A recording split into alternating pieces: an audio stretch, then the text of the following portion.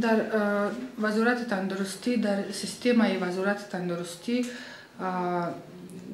نسبت بیماری‌های خوفناک از دوره‌های پیش هم چوره‌بینی‌های پیشگیری کننده و ضد اپیدمیکی در نظر داشته شده‌اند و همه وقت تیاری یعنی پیشگیری این بیماری‌ها در مد نظر متخصصان وجود دارد. تیاری به دریافت و سر وقت پیشگیری کردن بیماری‌ها در سیستم وزارت تندرستی یک قطور چوره‌بینی‌ها پیشگویی کرده می‌شوند. از جمله از تمام مؤسسه‌های طبابتی پروفیلاکتیکی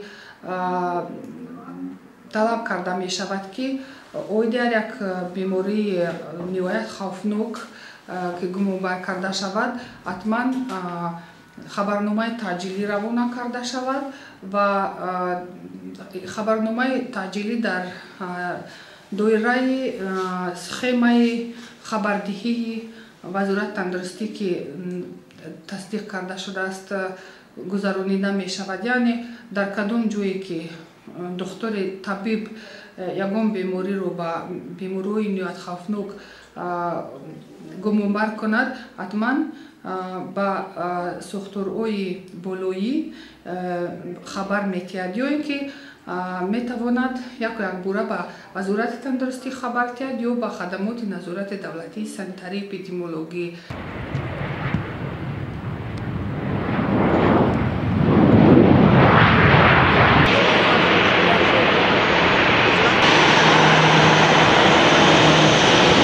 هنگام فرود آمدن هواپیما ما کارگران نقطه سنیتری و کرانتینی باید روی کارگران گمراهی ایروکزال در حدود هواپیما در آمده پیش از همه با واسطه حرارت سنجی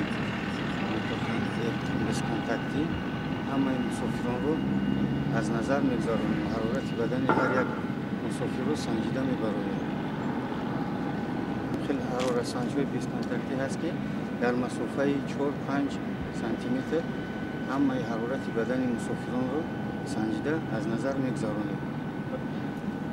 اگر در حالت یگان بلند بودن حرارت بدن یگان مسافر گمانبر باشد با بیماری‌های نهایت خوفناک ما در این حالت مسافران رو مسافری که گمانبر شده است با این بیماری و محدودخانه علاوه هست که بیمار رو از در اونجا ما میگذارونیم با محدودخانه.